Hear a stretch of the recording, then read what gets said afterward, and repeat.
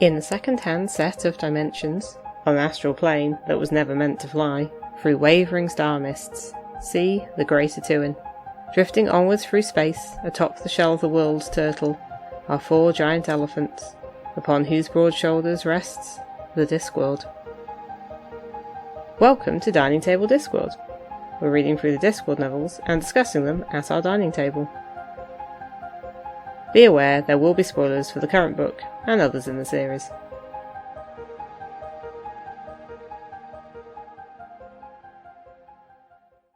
Hello, welcome to Dining Table Discworld. I'm Dave. I'm Cathy. And today we are on book 27. This one's a slightly different one for an audio medium podcast to talk about an illustrated book. This is The Last Hero, which is illustrated by Paul Kidby. We're going to be talking a lot about artwork in this and Discworld art particularly, and I'm going to apologise now for referring to the previous covers author, Josh Kirby, as Jack Kirby, because I would love to see Jack Kirby illustrating Discworld. Don't think things quite lined up for that. No, there would be a lot of sci-fi Kirby crackles and things. But anyway, I apologise if I used the wrong Kirby. Anyway, so, Cathy, do we have a synopsis? They say the first hero stole fire from the gods, and now the last hero intends to give it back, with interest. Ankh-Morpork receives a message from the Agatian Empire saying that Cohen the Barbarian and the Silver Horde are making their way to Cori Celesti, home of the gods, with a massive explosive. The problem is that this will destroy the disc's magical field, effectively ending the world. In what turns out to be a literal moonshot, the finest minds of the city are brought together to work the problem, while the most irritating folk are locked away in a special committee. Eventually, the bold team of Leonard of Quirm, Captain Carrot Iron Founderson, and the reluctant wizard Rincewind are sent over the rim in an astonishing dragon-powered vessel. Meanwhile, Cohen, the Silver Horde, a kidnapped bard, and some old friends of theirs approach the vertiginous home of the gods at the centre of the disc. Will Cohen finally pay the gods back for allowing him to grow old? Will the crew be able to stop him in time? It's certainly a knotty problem. So, what did you think? So one thing I want to say before we really get going is it was highlighted to me that way back in our Like Fantastic episode, which was a while ago, I'd mispronounced Cohen the Barbarian's name. It was also told me that he was based on Pratchett's friend, the scientist Jack Cohen, which I hadn't realised. And I realised how silly it was because, of course, the way it's spelled, it's Cohen the Barbarian, but I think I was saying Cohen. And it occurs to me that's a silly mistake to make, but I think what happened is when I would have first read that book, I don't think I would have known anyone called Cohen. No. And I probably would not have seen the name. Well, it's that thing, and I think Pratchett uses it quite a bit, of people seeing words written down and assuming a pronunciation. And I think by the time I would have seen that name in TV and in life and in general and realised how it's pronounced, I think by that point my brain had already mentally assigned the name to that character for some reason, and I didn't even notice it until somebody pointed it out. So, and I can't now remember if I did that in Interesting Times as well. It is a thing that Pratchett plays with quite a bit. I mean, as well as having people whose spelling isn't great, because there isn't really standardised spelling on disc, it's just spelled how it sounds. But you also get stuff where, because he likes to play words and language so much, people will have said a word and then say it. So the first thing that popped into my head is when Cheery says lingerie to Angua, who thinks from it and goes, "Oh, lingerie." But that is how it's spelled. So yes, foolish mispronunciation or not realising something on my part, but again, something that is how these things go. I only read this book once before. I mean, you said it's a bit of an unusual one to do, but I suppose we have had one illustrated novel before, which was Eric. But that one I'd only read the unillustrated version previously. This one I think is even more illustration, which we'll get to.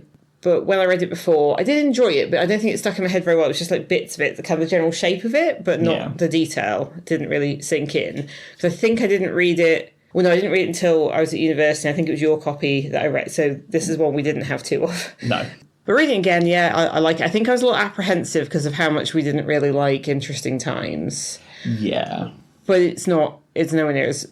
Well, the stuff we didn't like about that isn't particularly in there. No, and there's lots of other stuff as well. And it's one of these ones where it's quite fun to see lots of different characters who don't normally interact, kind of in a room together or looking face to face. And then you also have pictures of that as well. Yes. I think this one is possibly a gem that we don't necessarily people should go back to more, because I think the combination of the art and it's a nice simple story. It's not a complicated story. You've got a few. Well, I mean, you said that there is some complexity to it because it's Pratchett and there's layers. Yes, okay, but it's not a long story. It's not a full novel length of story. No, it's a shorter story. Yeah, in terms of the text and the pictures obviously add to it. I mean, it's interesting that it's called a Discworld Fable rather than Discworld novel. Yes, which I think is quite thematic. I think it definitely benefits from having a good knowledge of the disc. Well, like, it's fun to see everyone together. Yeah, I think a lot of there's less kind of explanations about who the people are and. Okay, well, I think this is where the thing with Eric is that there was very much a story that you could take the pictures out of, because I did read that. But then when you read it, there were pictures there going, this is whatever the pseudo-Aztec bit was called, and this is a picture of this version of hell, and this is them, like, being over the disc. It was very much just, here's a picture that goes with what you're reading. Whereas this, it feels much more together, so there aren't really any character descriptions, because there don't need to be, because there are pictures of them, and the pictures are often labelled. And sometimes you see the picture before the person, sometimes you see the person's mentioned or speaks before you see the picture, but it's all there.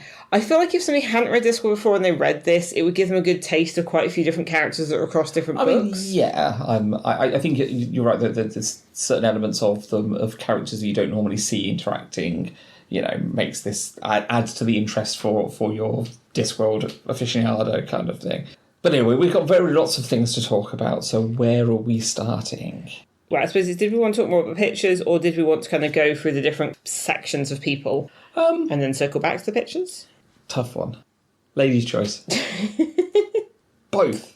If we do the plotline bits, and then we can we'll cover that and we'll talk about the pictures. Yeah, I guess two major bits, which is the Silver Horde and co. Yeah, and then Ankh-Morpork, although Ankh-Morpork then kind of gets split into Ankh-Morpork and the crew of the Kite. So, but everyone's initially together at first. So perhaps if we do the Silver Horde first. So, as for toned down from Interesting Times. Oh, by such a long way. I mean, I didn't mind reading the Silver Horde in this book. I think it's perhaps because obviously this is the last appearance of the Silver Horde. Spoilers there.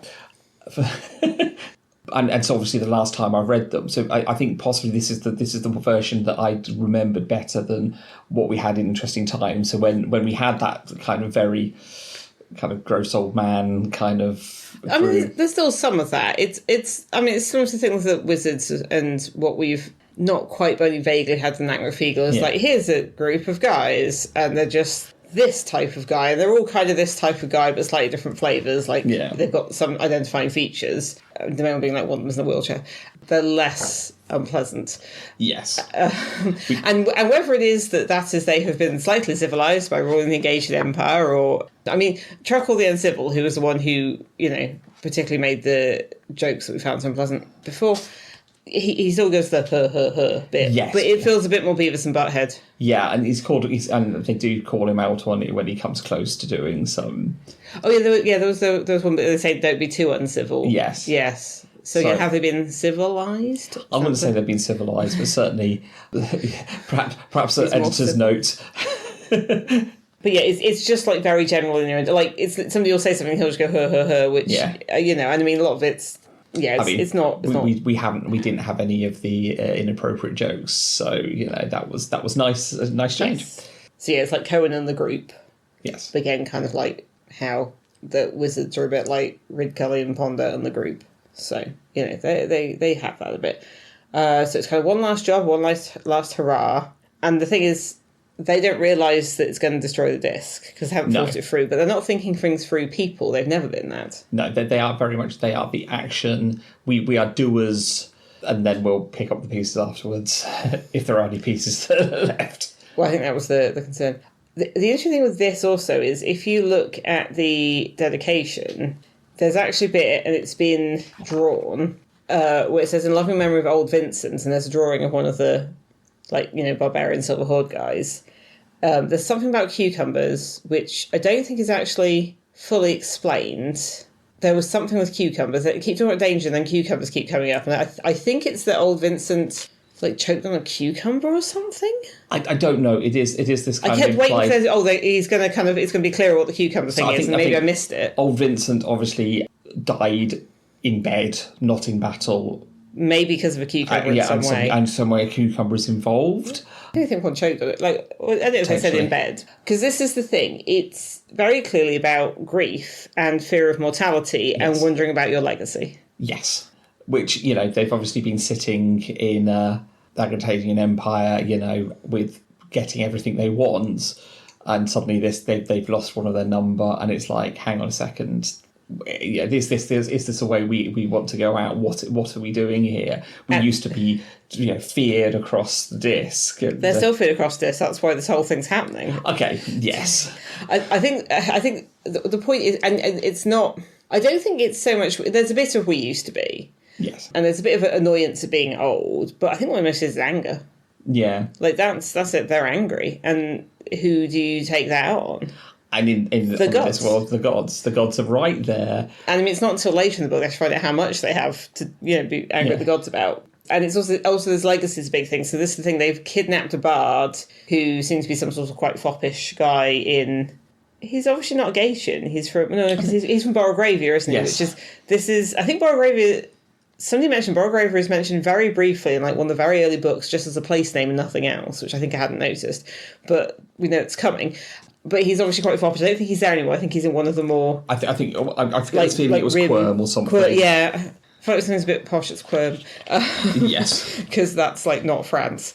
And, yeah, he's drawn this very foppish figure at the beginning, and they've basically kind of kidnapped him, and they're like, look, we'll pay you in rubies. But what Cohen really wants is a song. He wants to have a song about what they've done, their exploits. A saga. Oh, yes, that was it. It's a saga he wants. So, yes. So very specifically, that, yeah. Because in my head, saga then immediately goes to Scandinavian, Icelandic thing, which I don't think is actually sung, but it's some sort of very long composition. Yes. About their great deed in which they are bringing fire back to the gods. Because this is the other thing, they clearly Pratchett very early on is using the Prometheus type myth, and in fact I think it's actually drawn in the kind of Greek style. I believe so, yes, as he flicks through the start of the book. Yeah, there's going to be a lot of page flicking noises in this because we're going to look at the picture. Yeah, you see done it in black figure. So you've got Blind Io with all his eyes around him pointing at this guy who's changed a rock with a bird on him, clearly about to do something. So yes, it's a Prometheus thing, except that the guy who stole the Five God was called Mazda. Yes. And I was like the car? I looked it up. It is a Japanese deity in some way that may be associated with fire. I'm not sure because everything I looked up was sort of talking about why the company called themselves Mazda. And that's not quite what I'm asking, but it's something. There may be more to that, I'm not sure. Yeah. So the idea is that, the first hero stole fire from the gods, and so Cohen's bringing it back, because obviously the Gaetian Empire have a lot of gunpowder and explosives, because it's based on... I mean, obviously they've gun... No, they don't. Gunpowder's a bit of a... they've got cannons, but we never really see them in... Hubland's territory, but yes, the Gaelian Empire obviously has fireworks and they have specifically the kind of big war explosives. Yeah. And I think one puts it out in Paul, why did they give it to him? It's he's the emperor. Yes, he just took it. Yes. The other thing that mainly comes up a lot is Alexander the Great. Yes. He's not called Alexander the Great. What was the name they gave him? Carolinus? Yes. Basically, the bard keeps mentioning sort of stuff. So there's mention of the Gordian knot, which is the idea that there was some sort of prophecy somewhere. Gordia, I guess. Where's that? I don't know. That whoever broke this knot that was tied so tightly that no one could do it would become king, and then Alexander the Great's supposed to have come along and sliced it with his sword. There's also the idea, again, of legacy.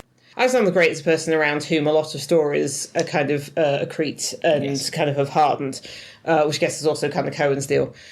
The whole, I mean, again, it's more in the later poetry, but the idea, the whole, weep like Alexander, for there are no worlds to conquer. Yeah. The point is that, they've been everywhere. They've been everything. They've fought everything. They've literally taken an empire and ruled it. Yeah, so what else is there? I think that's the thing. It's partly what else is there, partly legacy, partly anger and grief. Their own mortality bit. So that's a kind of complex mix of stuff. And the thing is, none of them ever say this outright because they're not the sort of people. It just kind of is an undercurrent that keeps popping up throughout.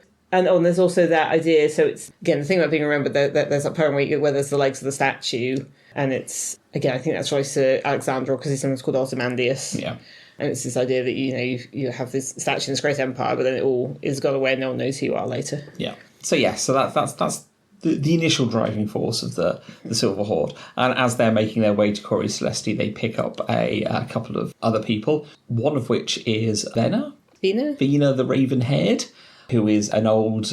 Well, she's similar age to them, but she's basically an adventurer barbarian. Had previously settled down, got married. Now her husband has passed on. She's not quite picked up the battle axe again, but she's off. She's going on a kind of general quest, isn't it? Yeah, she's kind of there. Because she has a map. Everyone else has a map. Yeah, I mean, that links into the whole map thing later. So they run to her, and she joins up, I think, primarily to see where it goes. Yes. And we get Evil Harry, who is a classic... evil, the classic villain. Dark Lord, evil overlord. Yeah, Dark Lord. Except quite small scale. Yes, very very small scale, but very very very classic dark. Very much in the same, cut from the same cloth as the Count, the old Count from Carpe Juglium. He knows the rules. There are these the rules about being a Dark Lord that you have to. So you have to have stupid henchmen.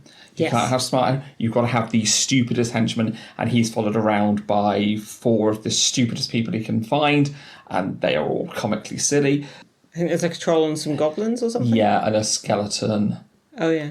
To be honest, the fate of the stupid henchman is to be dispatched at some point, so I don't really recall. They've got pictures and names. Yeah. They are there to be comically dispatched during a fight because they're too stupid to. And this is the thing, this whole journey, there's loads of bits where they clearly are facing loads of danger. They're going through caverns, going through all this stuff, and you just get the bit afterwards where they've done it, and the bard's all like, what's happened? Everyone else is like, oh, well, other writers might do a whole series about just that stuff, and so that's not the bit Pratchett's talking about. That's almost their bread and butter. That's just this is just stuff they have to do to get where they're going. But they know how to do it, and I think there's not even quite as much of a demonstration as that as there was in Interesting Times. Because fighting in that was one of the you've got a few examples like the fight with the ninjas in Interesting Times. Whereas this, you basically, you hear about how they dispatched all these horrible creatures. And there was some horrible fish or something, wasn't there? And they're eating the fish and kind of, but basically it's like, and the bard is giving you the reaction of, Was there also a walrus as well? There was some walruses, yes. Yes. It's interesting. I was listening to... It was on episode Skiffy and Fantasy podcast where Ada Palmer, who's a writer and historian, was talking.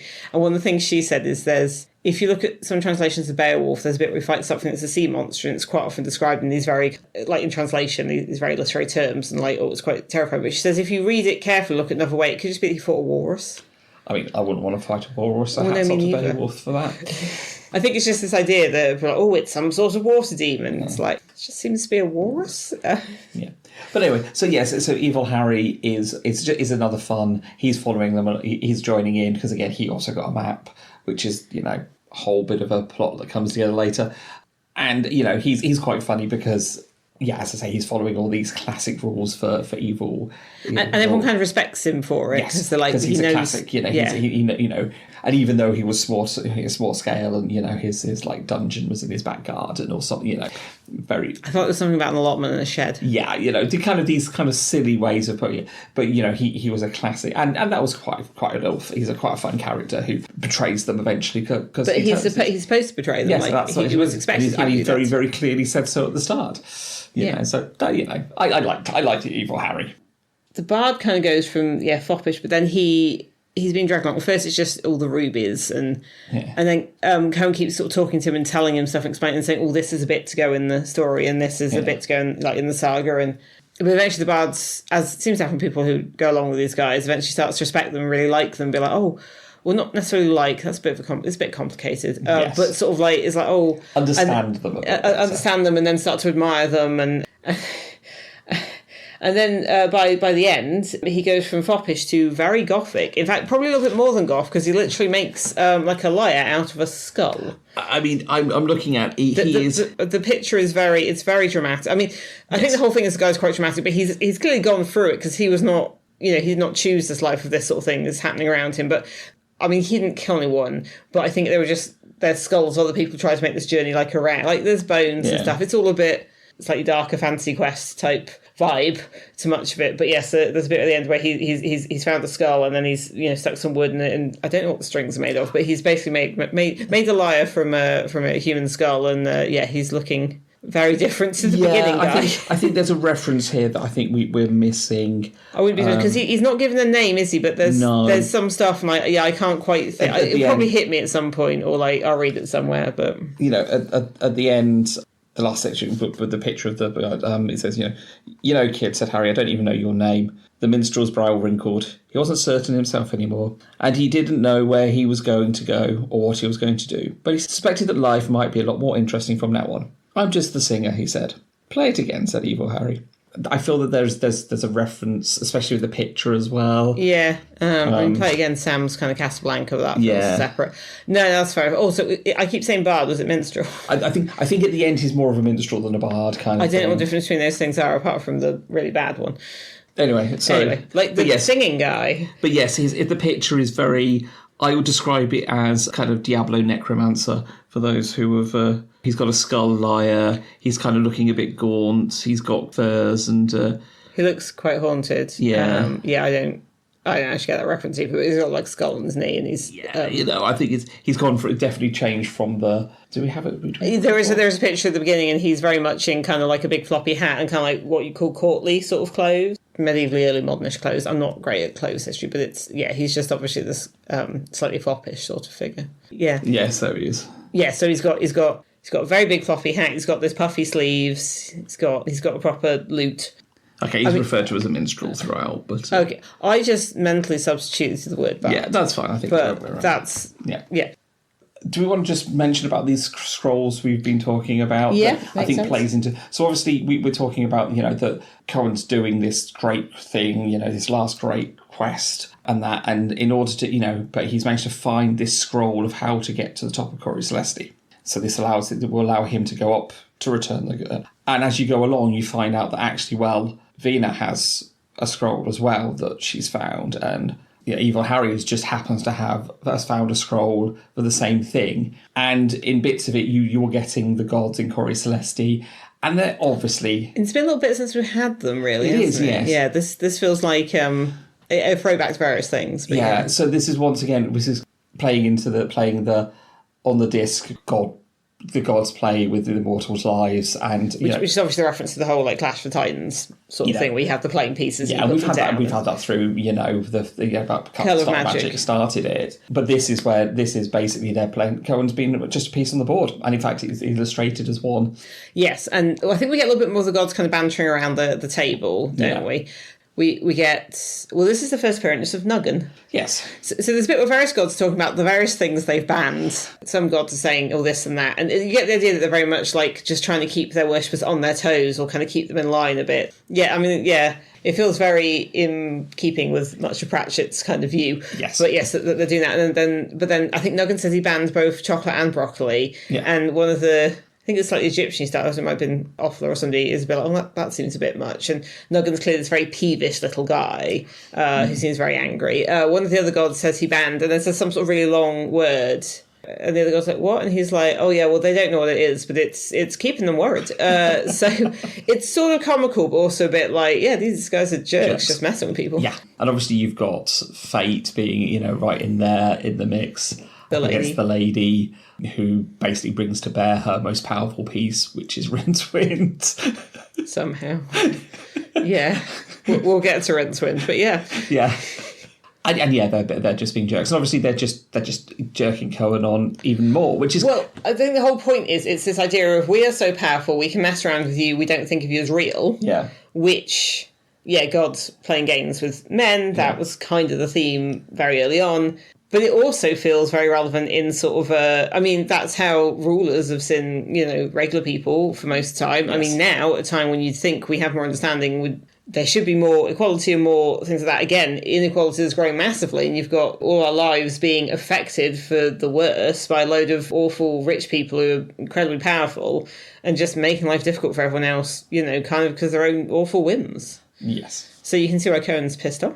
Absolutely, and and he gets even more pissed off when he finds that basically what he thought was his great idea and great turns out to be basically, Well, I think it's Vina. I think if anyone says anything sensible, it's not Cohen, it's Vina. Yeah. Vina says she sort of wondered where all the you know, all the things in the dungeon, you know, like you always find a map, you always find a thing that's helpful, or, you know, like you might find treasure, but at least there's use your first aid kit somewhere, which made me think, I know Pratchett has said before, I think in other writings about ideas he had, that he'd long thought about, well, who are the people who restock the tombs after they've been raided? And it would be interesting to write a story about the people who go around setting the tomb back, and which I think is, it's interesting because then obviously his daughter went on to write Tomb Raider. Yeah, and I think that also falls into it. You know, you've got these characters who have very much rules to live by that are kind of very gamey type rules. Well, Evil Harry, the old Count.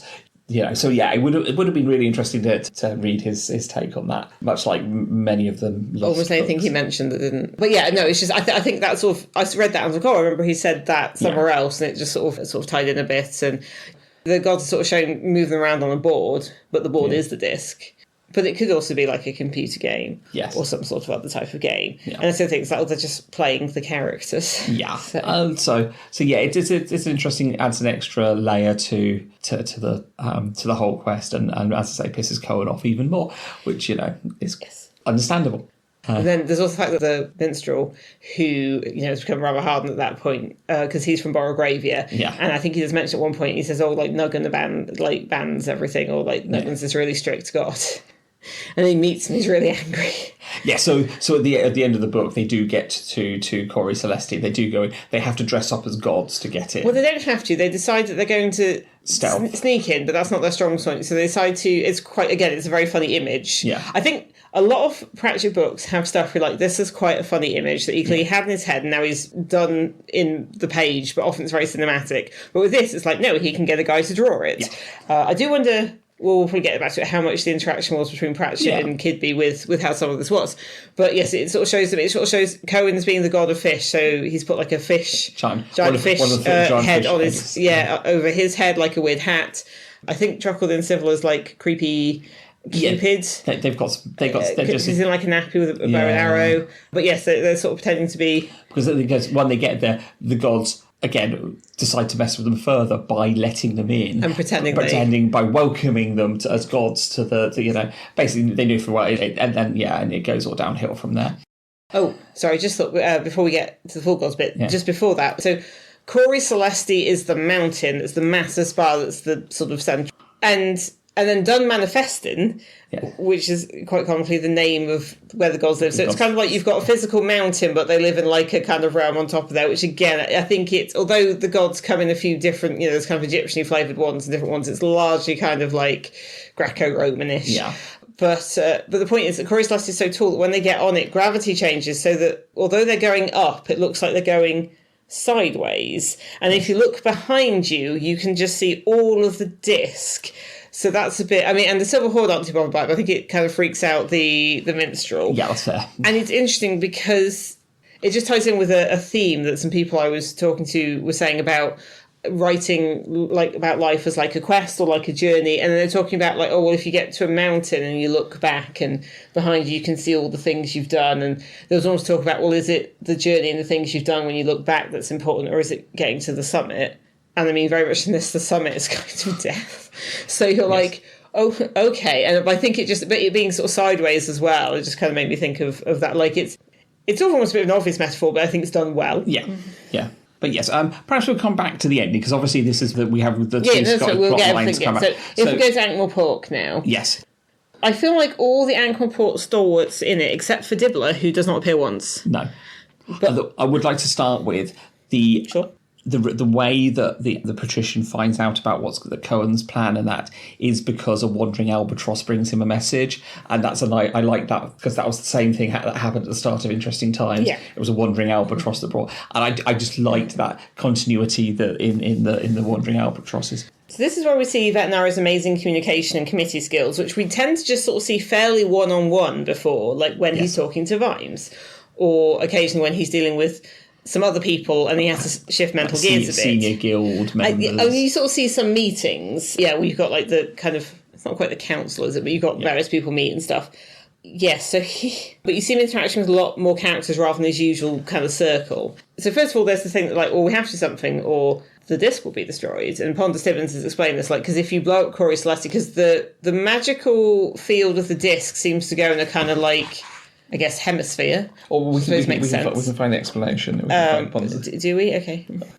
So the resulting kablooey takes place atop the mountains, which is the hub of the world's magic field. It will, as I understand it, result in the field collapsing for, remind me, Mr. Stibbons, about 2 years, he said. Really? Well, we can do without magic for a couple of years, can't we? Said Mr. Slant, managing to suspect this would be a jolly good thing too. With respect, said Pond, without respect, we cannot. The seas will run dry, the sun will burn out and crash, the elephants and the turtle will cease to exist altogether.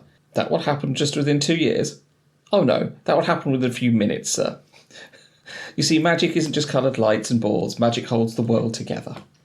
Not my best recitation there, but, you get the idea. Yes. Yeah, not good. Magic go kablooey. Yeah, but even with that being the stakes, there's still a certain amount of, I guess, some negotiating and stuff, which, yes, certainly happens. So at one point, Miss Boggs of the Thieves Guild asks, well, why us? Queers whether they'll have to save the world for everyone, even foreigners. And the veterinary's like, well, yes, you cannot save the bits you like. But the thing about saving the world, gentlemen and ladies, is that it inevitably includes whatever you have to be standing on, which does feel like a message that needs to be, kind of out there, but needs to be more acted upon here in Roundworld. But yes, veterinary's understanding of committees, so he sets up various groups working on different things. After the first subcommittee forms, he locks certain people in a room, and it's just like that Simpsons episode where Bart and the bully kids are sent away in a room when I think there's going to be an infection. Yes. And then I think in that same episode, Homer and some other stupid people from the power plant are sent somewhere to look after them off. Yes. And it's like, yes, okay. But it is interesting to see the characters working together and also at cross purposes. It is a very male crowd, so although veterinary is saying gentlemen and ladies, there is a bit where I think there's a point where Mrs. Palm says something when they're talking about how to deal with Cohen. Because the problem is, how do we get there and how do we stop him? Because considering where he is, you can't follow him. There isn't time. No. But also how do they stop him? And this is how Rincewind gets involved, because Rincewind's met Cohen before, he's been off the rim before, and he also always comes back. Yeah, because they were talking about they also can't do what they did with Rincewind in Interesting Times, because the magic field around Cori Celesti means that there's no way they could teleport somebody. No, everyone would end up like that kangaroo. Yeah. Poor kangaroo. But yeah, so it's a very male crowd. I think there probably were less women in this than there were in the actual Apollo missions. Yes. But, I mean, Lady Sybil's work on dragons is featured. So what happens is Land of Quirm is brought in as, like the genius and the lateral thinker, and he basically points out that the way to get to the top of the world is to go down very, very fast.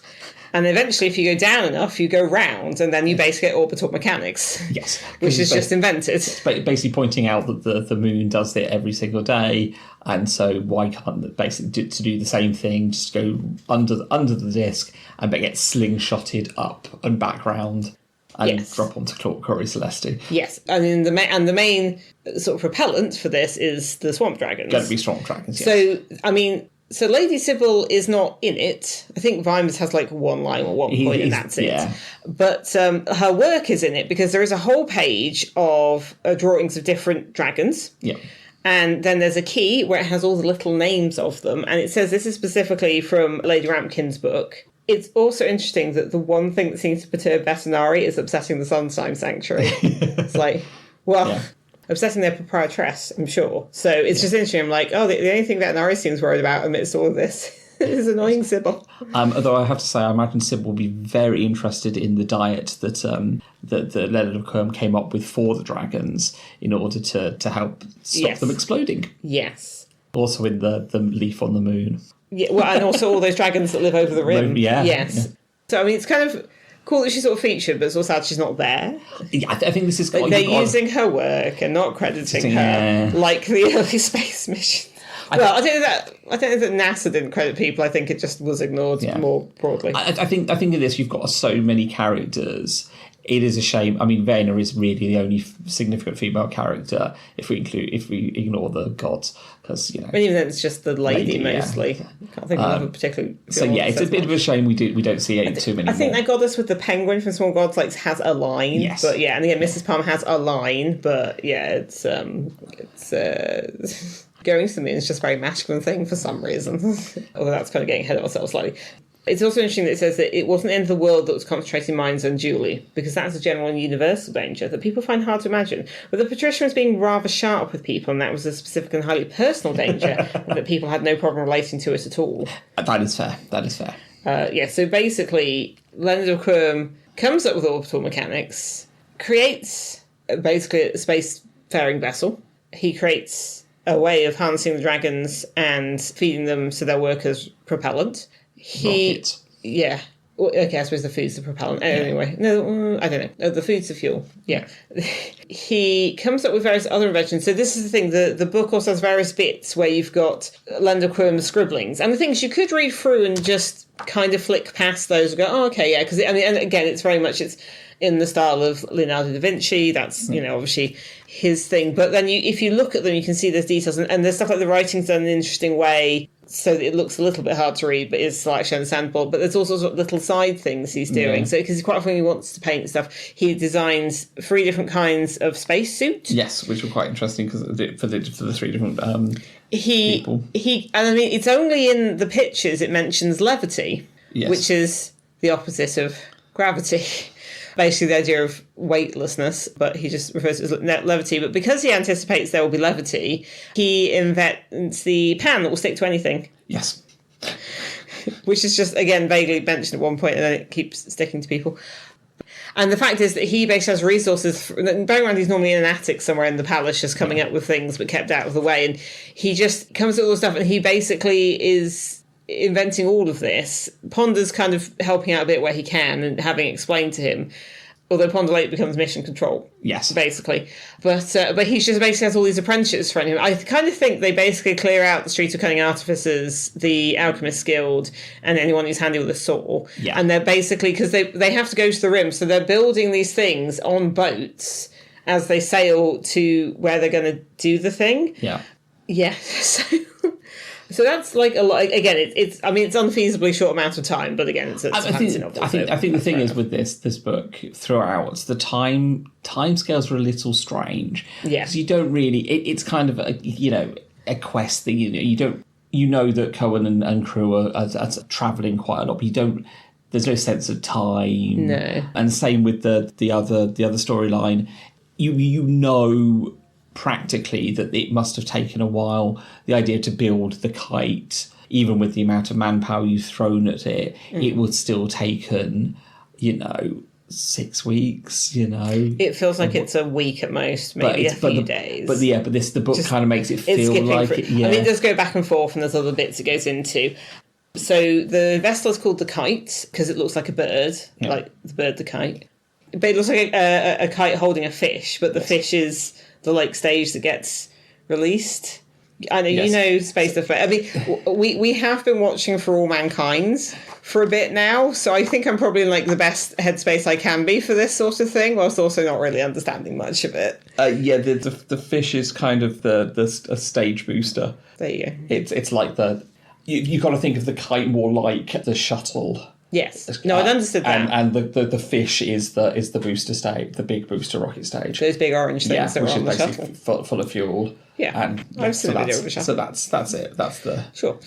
Except it's full of dragons. And made it, yes, and wooden, one looks like a fish, one looks like a bird, and then, yes, full of dragons. Because why not make it look fancy? Yeah. And they've got a number of stages, so at points they drop the cages and the dragons fly out. Yes. So the crew of the kite is obviously Leonard of Quirm, because he's the only one who knows what all this is. Because he's literally coming up with it on the fly. Carrot volunteers. Well, and again, another sign of how Betnari is Carrot steps forward and says a volunteer, because, that kind of... Yeah. Well, I think they also realise they need some muscle, and they need to go and kind of... Also, they might need somebody who can basically stop Cohen and maybe arrest him. Yeah. There's a bit where Carrot volunteers and then Veterinary goes, I agree with Archchancellor Ridcully. And Rick goes, what? And he's like, don't you think that Captain Carrot should be involved? Says some of Carrot's qualities, which is absolutely the kind of thing that Ridcully admires, athletic and, eager and stuff. And he's like, yes. And it's like, well, there we go then. And it's like, okay. And then Rincewind steps forward and says... he's out the back. I think he comes later and comes basically knocking on the door and goes basically, comes in and says, I don't volunteer. And they're like, well, that's not what I want to ask you. It's like, no, I know how this goes. Well, that's the thing, because Rincewind and Veterinary have already had a face-to-face meeting, which again is drawn quite interestingly, because they're on either side of the page, where Rincewind's explaining Cohen to Veterinary. But then, yes, he comes and says, I don't volunteer. And they're like, well, okay. And it's like, I'm not volunteering. It's like, I know I'm going to end up going anyway, so I'm just getting over with now in not volunteering. And then I was like, I think you've got a bit of a logical misstep there somewhere. And Rince's like, it's my life. I've lived it long enough. I know how it goes. And then it's a bit like, oh, but actually he does know Cohen. He's the only one here who's met him and knows him. Yes. And it's like, oh, and he always comes back, and he has been over the rim before. Yeah, and he is technically the... he holds the unusual geography. Dangerous geography, yes. He has some sort of position at the university around dangerous geography. Yeah, so yeah, he is actually... a very good... yes, so he's the unpaid professor of cruel and unusual geography. That was it. He's the perfect person to send, and unfortunately he knows it, and narrative knows it. Yeah.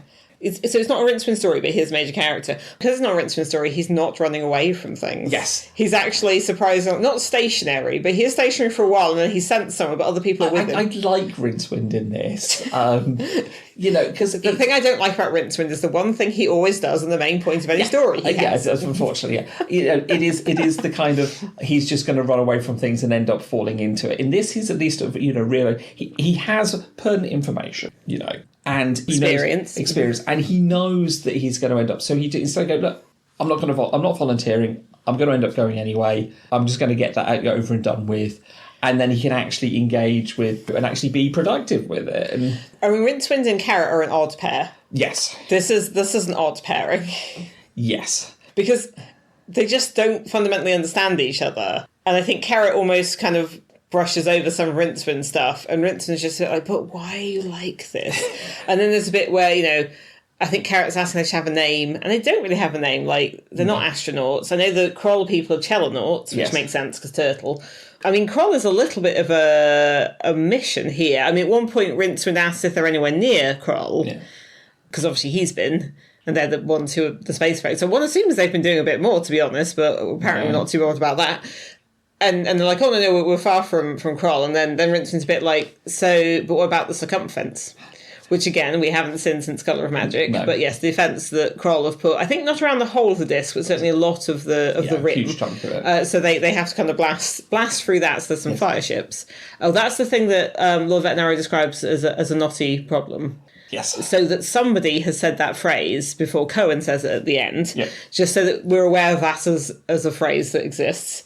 Then at one point, so they never really come up with a name, they're just like the crew of the kite, and then at one point they Rincewind comes up with a motto, and it's basically, we who are about to die don't want to. Which is fair. Yeah, they're a bit, but it's good. It's a good crew, and we do also get the fourth unexpected member of the crew, the stowaway. Yeah, who is the librarian, mainly because they basically curled up to go to sleep somewhere. Turned out that they were doing it on the kite and got taken along. I like that there's no ladies on this, but an ape got to go. Like, all right. Yeah. Well, it's one of these things where you sort of have your space mission. And we're like, well, we're going to do this circle round. This is where the line goes. Oh no, something's gone wrong, and now we have to figure out what's happening. Ankh-Morpork, we have an orangutan. So then Ponder's trying to figure out orbital maths there, a thing that's only just been invented by somebody else that wasn't him. He has to basically recalculate a trajectory and based on the fuel they've got, and it's spacey very, stuff. It's very spacey. If you've watched Apollo 13 or For All Mankind or anything else, things where people go in space in a vaguely realistic sort of way. Yeah, you kind of know that, and it's quite a cool little. So I mean, it's quite good because they go under, and what they do is they're not going under the turtle, but they do go between the legs of the elephants, and that's drawn. And then they find, so they don't have enough fuel because the librarian's there, and that's affecting things. And then it's like, will they have enough air as well? Because I think you need fuel and you need air. Neither of which they have enough of because there's 4 of them instead of 3. So Ponder tries to figure out where, and then he sees, I think I know where there might be air, which is where, again, this gets a bit more fancy. And so he sends him to the moon. Yes. So suddenly it goes from very Apollo 13, hard sci-fi, to Jules Verne. Or one of C.S. Lewis's spacey sort of books. It's a bit like, it's that whole kind of planetary romance, I believe was the name of it at the time. A bit like, people will go to the planets where, of course, there's air and plants and other people. And it's not quite John Carter of Mars because there's no people. But, that kind of, the sort of planetary stuff. So They go to the moon, and on the moon there's lots of this silver. When they went over the rim, they saw there were all these little dragons hopping at the rocks just underneath the thing, and they're like, "Oh, well, the swamp dragons must be related to them." But then on the moon, they find lots of these silvery dragons. But the thing with those dragons is they don't flame out the front; they flame out the back. And then Carrot actually mentions Errol. So there's just a lot of callbacks in this book. So Errol from Gars, and Carrot says, "Oh, we thought he was a bit of an oddity, but maybe he was a throwback." Yes. The dragons on the moon are taking little bites of all this silver. There's basically all this silver vegetation everywhere. Yeah. Of course, interestingly, in the pictures, because that's described, the pictures are just the moon, like cratery white rock. So that's where there's a slight disconnect. I think it's the kind of show, because you've got bits where it shows sort of them sort of being on the moon. It shows the scale of it, because that's one thing. I mean, yes. And I mean, some of the stuff from this book was in the Designing the Discworld exhibition that we went to go see kind of start of the year. And I mean, if people get a chance to see it, do go, because Kidby says a lot of stuff about where ideas came from. And there's a few things in this book which are actually like background sketches that he actually fleshes out later and has made more into full colour pictures. But there's this one bit where it shows just the four of them on like a slightly rocky there's a rocky landscape, and then there's just this massive elephant's head, and it's just the scale of the thing is ridiculous. And obviously this book, you can see the disc, and you can see Corey Celeste in the centre. There's this tiny little pinprick. This tiny, and this elephant is massive. I mean, the moon looks enormous, but I think it's just that it's far away. But I mean, they're quite small on the moon. I mean, scale is I think, but I mean, it's this one. I have to make a lot of sense. But it does give. It's not necessarily accurately to scale, but it does give you an idea of scale of how massive these things are. Yeah, because I think later on there's like a sort of sketch of Lendl Quirm sketching, which is interesting, because obviously there's a lot of stuff about how Lendl Quirm is a painter and his art as well as his technical stuff, and obviously Kidby's done a lot of drawings in that, and also taken the artist in him as a big part of it, because it sort of shows that it has the original version of the Mona Og, which I quite like, and is the one I think of as regular. And then when we went to the exhibition, Paul Kidby done like a different version of the Mona Og, who looks sort of skinnier, and I was like, oh, she looks different, and that's not. Oh, I didn't like that one as much. But anyway, that's just my opinion. But that's also where we get the Rincewind scream picture that's based on the screen, but it's Rincewind on the moon. But yes, it's just that you have these kind of barren moon like landscapes in the pictures, but then the book is describing all these foliage. So they go on the moon to get air, and then they get more dragons. And they're like, oh, the dragon seems like this. And they feed their dragons loads and loads of this vegetation, even though the other dragons on the moon are eating a little tiny bit. So they weren't paying attention. So. No. But there is a bit where Lendl Quirm basically falls unconscious, and Ponder's trying to deal with it, but he doesn't understand how the ship's built. And then Veterinary tries to get involved, and Ponder's a bit like, I'm sorry, I think you have like an arts background, and I'm going to be more like a science rocket wizard. But then he's got this math things, but Lendl Quirm has labelled things based on, because Lendl Quirm is a polymath, so he's labelled things based on different. So the autopilot is named after a legend about a ship that sailed itself, and so they're trying to tell Carrot and Rincewind what they're supposed to do. The veterinary comes in with his arts education or his cultural background and goes, yes, turn this thing on. And it's just this great thing of a bit like, well, I'm sorry, I don't think you're really sciencey enough for this. And then it's like, no, actually, arts education is useful too. Yes. So yeah, I just noticed that bit. Anyway, yes. So they do their loop under the disc. They come rocketing literally up because, off the moon. Basically, gate crash done manifesting right while Cohen and co are basically facing down with the gods. Yes, because the gods ask these new gods who they're pretending, they know who it is, but they're pretending gods, oh, do you want to have a go of the dice? And he says, oh, we'll roll something. He says, roll a 7. And then Cohen rolls it, looks at Barden, and it says, oh, that's a naughty one. So, and he looks at Barden, you're going to remember I said this. And he gets his sword and he slices the dice in half, so that, of course, the 6 and the 1 land, so it is a 7. Yeah. So that's the gorging, not jokes. That's quite a dramatic moment. Yeah, quite a nice picture of that as well. Mm-hmm. We get this kind of final confrontation between the gods and the Horde, and the the ship, who are basically here to help the gods, or at least to well, no, that's not Cohen. They're not really there to help the gods exactly. So they basically explain to Cohen what will happen. Yeah. With if he does what he's there to do. And Turns out that he's already pressed the button. Well, it wasn't Cohen, it was one of the Mad Horde. I can't remember if it was Hamish or Truckle. Yeah. But Someone pressed the button. They said, you know the bit where he said don't, because they're about to drop the plunger on it, and then someone said, you know he said not to? Well, I did it. It's like, yeah, there's always one, isn't it? So, of course, the Horde must make a noble sacrifice to save the world. Because the only way to, you've obviously got this big explosive and you need to get it clear of everything, but there's not anywhere nearby. Yeah, it can't be on there because that breaks the magical field. Yeah. But it's still strapped to Hamish's wheelchair. Yeah, that's how they're transported. And basically just run it off the top of Dun Manifesting. Or Chorus Lusty, yeah. And basically it explode halfway It goes down. boom, but it's down the mountain, and luckily far enough. Which is a dramatic ending to the Horde. And then you have the bit where so the gods are there, and the gods decide, well, this seems a bit blasphemous. I think we need to hand out boons and punishments, basically. So Lundquirm is sentenced to paint the temple ceiling of the Temple of Small Gods in Ankh-Morpork, which they think will take him years and years. It's basically because they want to paint the whole disc, but he's quite excited because he's being told a bit like, how about you go and do your hobby that you really like doing for ages? Yeah, lovely. I think the thing is, obviously, from the god's point of view, he is. They want him distracted. They don't want him sending more of these things to their home. He's built this thing that can get to the top of the. And no, they don't like this at all. Got to keep this guy occupied, which in fairness is what Vetinari already knew. Yes. Everyone else gets like a boon, and I can't really remember what those were precisely. Well, was it the equivalent of when the Watch used to ask for a dartboard? Somewhat. There was definitely red balloons involved. I think the librarian got a red balloon. Here we go. Because there's I think there's a picture of the other stuff. No, there's not. But this is the thing. Some things in the book you remember because there's a picture, and then you're like, other bits you're like, that was between the pictures. Here we go. Yes, so it's Carrot. Yes, sir. A wonderful opportunity to show justice and mercy. I ask you, sir, to grant me a boon. There was silence. Then Blind Io said, "Is that one of those wooden objects, isn't it, with a handle and beads on one side and sort of thing with hooks on it?" He paused. "Do you mean one of those rubber things?" "No, sir. That would be a balloon, sir. A boon is a request." "Is that all? Oh, well. Allow the kite to be repaired so that we go home." "Impossible," said Fate. "That sounds reasonable to me," said Blind Io, glaring at Fate. "It must be its last fight."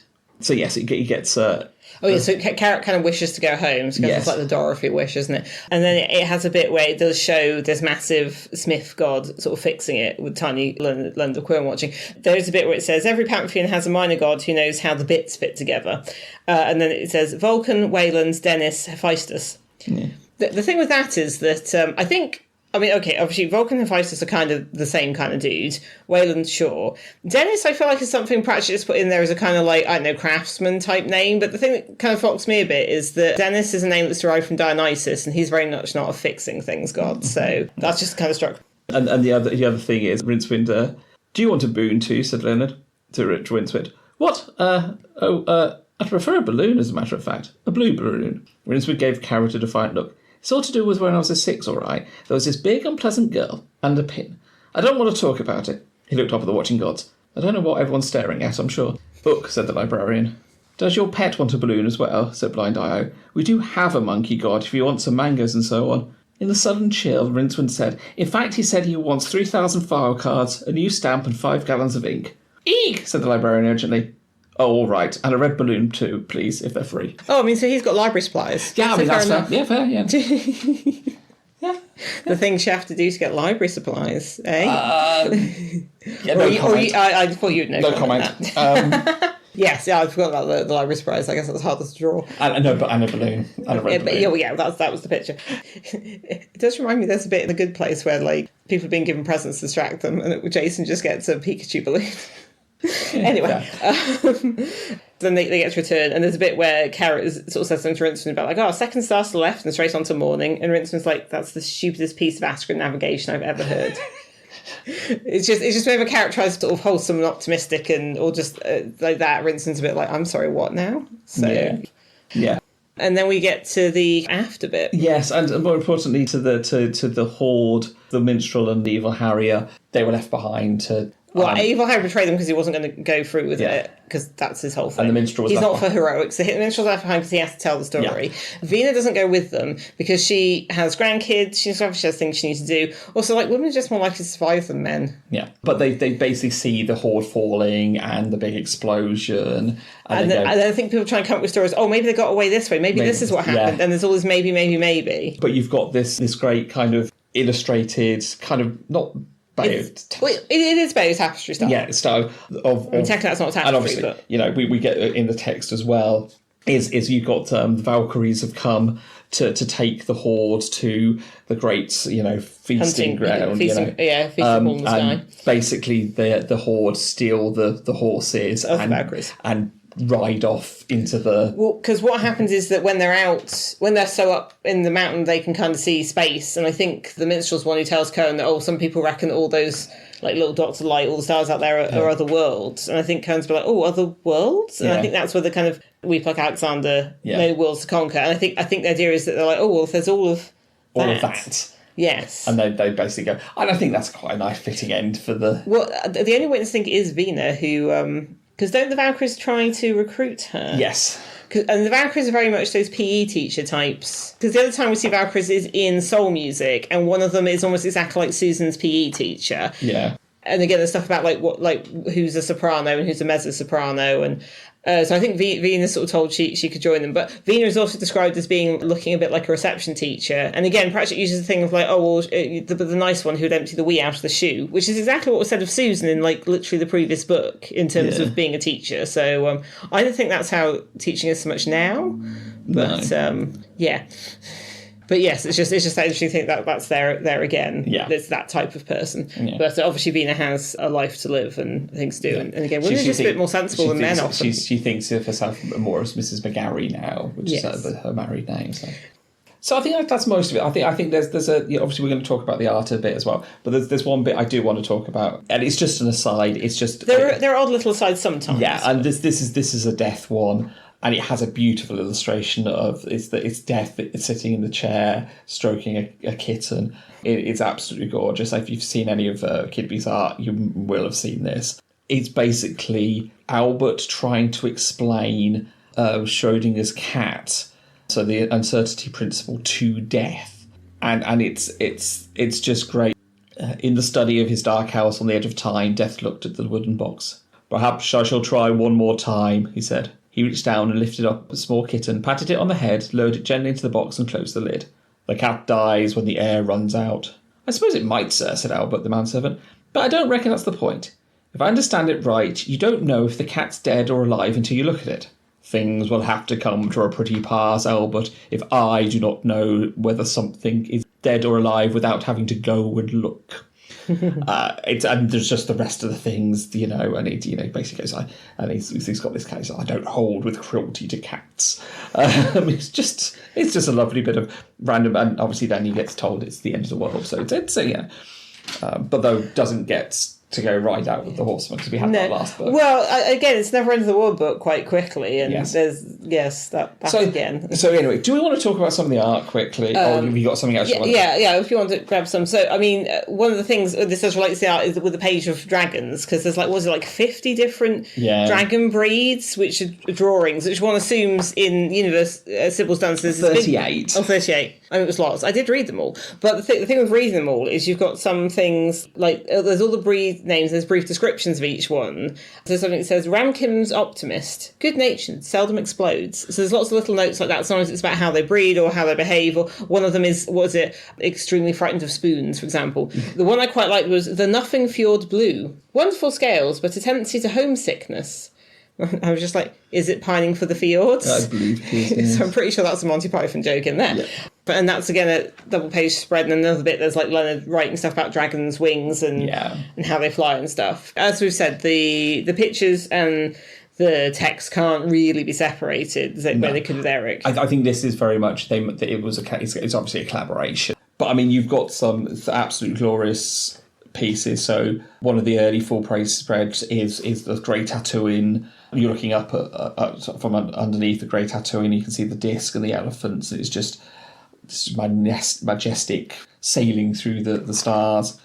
So Paul Kidby has a more straightforward style than Josh Kirby. Kirby was very kind of, I mean, on the BlueSky account I did last year, put a lot of the pictures from previous Discworld calendars up, sort of each month, and the first calendar we had was all Kidby stuff, so every month I had to describe a Kidby drawing, and there's a lot of stuff that's kind of melting, and it's very textural, and it's very, they stand out a lot. Yes. But then I think some of the covers, I remember seeing the covers when I was younger and being like, oh, that doesn't seem like that's the thing I'm supposed to read. And I know that people have said some people found those covers as off-putting as they were like a draw. Whereas Kidby stuff, it's more straightforward, but he does lots of different things. He's got something that's in the style of a Greek pot. He's got something that's in the style of the Bayeux Tapestry. Yeah. He's got his own idea of what these characters look like. And then because he, at this point, is then the cover artist, I think for at least, like the first edition stuff or the UK ones, I'm not sure. I know there's lots of different versions of kind of come over the years. His idea of the characters is very much, I think, what people see. Yes. And again, the whole designing the Discworld exhibition is about how he's set a lot of the visual style for it. I think it is. You can look at Kirby's stuff and see what Kidby's taken from it. So there's definitely a path you can look at Kirby's Rincewind and see it definitely how it morphs into. They're not completely different, but it's obviously stylistically changes. But I think he's taken these, he's looked at them and gone, I'm going to flesh them out. I'm going to, But I think, yes, Kirby's work, Kidby's illustrations, much because there'd been so much more of them. He's been doing it for he is still doing it. Yeah. His vision is what. That's where a lot of the merch comes from. Yes, and they're lovely pictures though. We need to put ours up on the wall. Yes. Yeah. But his vision, and he also, I think, how much he worked with Pratchett to do the pictures. I know Pratchett said in one of the Art of the Discworld books that we've got, which I think is where I first saw the monologue, which is why the newer one seems odd to me. I think there's bits where Pratchett's saying stuff and there's bits where Kidby's saying stuff. And Pratchett says that quite often what Kidby drew was sort of like, oh, actually that is how that person looks. Whereas I feel like with him and Kirby it was more like, here's the story, do the cover. And sometimes the cover is very much, this is a bit from this book. And sometimes the cover is just like, here is a mixture of various things that were probably in the book. Yeah. Probably, we think. Some more than others, but yes. But yeah, so as you go through, he's just got this lots of different picture, various things. You got a wonderful picture of the librarian reading a book on a dragon-shaped lectern, which is I think it's a dragon, some sort of winged demony beast. Thing.